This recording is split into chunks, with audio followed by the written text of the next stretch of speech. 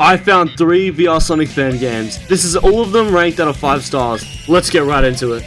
The first game is Virtua Sonic. Its main goal is to recreate the formula from the 3D Sonic games, like the adventure games. I was pretty excited to play this one, as I really enjoyed the first Sonic Adventure game, a lot more than any of the 2D games. And I'm happy to say that the entire moveset from Adventure is here, and it feels incredible to use all the moves after getting used to the controls. All of the moves here take motion controls, which is executed pretty well here. Each move is physical and makes sense. To run normally, you have to move your arms up and down in a running motion and use the joystick to point where you're going. It can be incredibly tiring to get up to top speed, so luckily the spin dash is here in its full glory. You cross your arms, get into a ball. When you're stationary while in the ball, and you press the triggers, it charges up the dash, which can easily get you up to full speed without needing to tire yourself out. You can even charge it in midair and release it upon hitting the ground. They perfectly recreated it here, which feels amazing.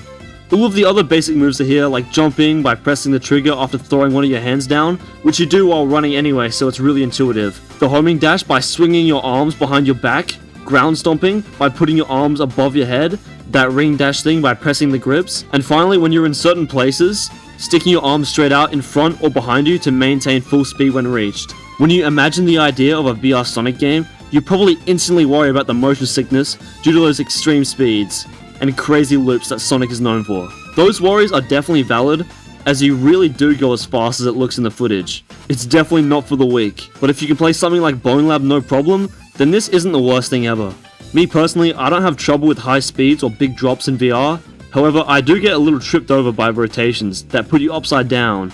It's nothing crazy, it doesn't get me sick or anything, but I can almost fall over when it happens due to my body naturally accounting for the rotation ahead. If you struggle with the rotation, either skip this game or at least play it seated.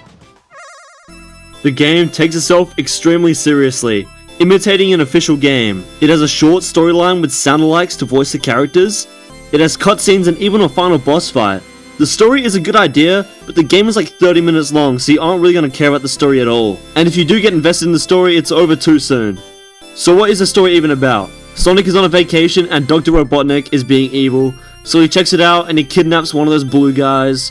But this one is special because it's powerful, because it really likes this character I've never heard of. I still don't know who she is or what game she's from, because I'm not looking up Sonic Cream. Anyway, so you find him and beat him up and the game's over. There's some stuff about Sonic trying to foster the next generation, but I'm just trying to run around. The cutscenes are pretty annoying. I have a gripe with VR cutscenes that you can't skip and are just forced to stand still. The dialogue here is pretty cringy, but it's all written pretty well, all things considered. It could easily pass off as official dialogue. What I think is more important than a story and dialogue is the game's graphics. So how good are they? The video playback outside the headset looks pretty good. For a VR title, it does look noticeably worse in the headset due to the flat textures being more apparent in VR. All of the grass is just a bunch of flat textures. It's convincing up close, but you can really tell when you're in the air. The colors in the levels all look pretty good, and each level varies. The final cutscene looks really nice too, better than all the levels. I wish we got this color scheme in an actual level. There's a separate mode from the story, time trial mode, where you essentially have to speedrun individual levels. This does increase the replayability a lot, and lets you see how much you improve by seeing how long it takes to beat a level. I would have liked new levels to play just for the time trial, but unfortunately it's just the story levels. As a whole, my main complaint with the game is that it's way too good to be this short. I think if you're a fan and can handle the motion and rotation, then Virtua Sonic is a must-play title. It gets 4.5 out of 5 stars, which is a good start to the video. If you're enjoying the video, consider subscribing. I'm trying to hit 2k subs onto the rest of the video. The second game is simply called Sonic VR. Its main purpose is to recreate the first level of the original Sonic the Hedgehog.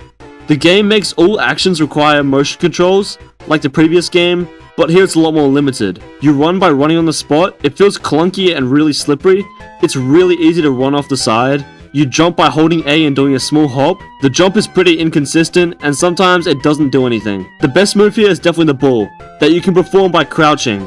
It actually feels pretty good to run up to an enemy and right before you hit it, you just spin right into them.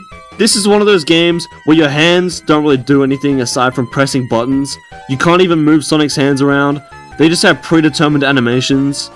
The original Green Hill Zone had so many different paths and secrets, it's pretty cool seeing them all in 3D, as it's a perfect recreation. The whole game is just one level, but given its amount of paths, it does have a small amount of replayability. Once you get used to the controls, running around does kind of feel like you're going at those crazy speeds, which is pretty cool. Running through the caves felt amazing, as you feel like you're actually running at super speeds through these winding crevices. The discomfort given by the rotation is greatly worsened, as you're running pretty vigorously while the world around you flips around. It definitely would make it a lot easier to fall over or get motion sickness compared to the last game. I was feeling pretty uneasy on my feet when I was going in all these crazy directions. If it looks appealing to you, I think you should try it. It's a really short game with janky controls, but it's a cool recreation. Sonic VR gets 1.5 stars. On to the next game. This one is called Sonic Run VR. It's pretty much one of those mobile games like Temple Run or Subway Surfers, where there are 3 lanes that you run across, with procedurally generated obstacles. You press the grip button on each controller to move a lane in that direction, and you can move across 2 lanes if you press the trigger whilst moving. You can jump with A and physically crouch under obstacles. The goal is to survive as long as you can, and collect as many rings as possible. At first glance, the game looks stupidly simple and boring, but surprisingly I had a great time with it. It made me realize that this formula of game is popular for a reason. That reason is its addictive nature. Whenever I died, I just want to get right back in to get more rings to buy a new song or something. Speaking of which, when you collect enough rings, you can purchase things like songs, skins, and even different themes in the shop. The only things I ended up buying were new songs, as the Genesis theme was starting to get annoying after a while. Scattered around the obstacles are different power-ups and items. There are the ring boxes that only add to your score and not your ring count, a shoe power-up that sends you into the air, and there are a bunch of giant rings as you fall down. This power-up lets you get on top of some obstacles. There is a force field that absorbs one mistake, whether that be hitting a spike or running into a wall, but not falling into a pit. The final items are the 7 Chaos Emeralds that randomly spawn. Once you collect all of them in one run, you go super and you fly above the stage. I think that without these, the game would feel so much more barren and empty, so it's a great inclusion. The gameplay as a whole here works way too well for what it is, and can be pretty intense and challenging at times. One mistake usually means death, which makes a good run really satisfying to achieve. The relatively slow movement speed and lack of rotation leads to a pretty tame and comfortable experience, which cannot be said about the last titles. Sonic Run VR gets 4 out of 5 stars, not bad at all. Alright, that's the end of the video. If you want crazy speed and a game faithful to the adventure games, try out Virtua Sonic. If Sonic VR looked appealing, check it out. And if you want an addicting, endless runner, try out Sonic Run VR. Join the Discord in the description. Goodbye, peace.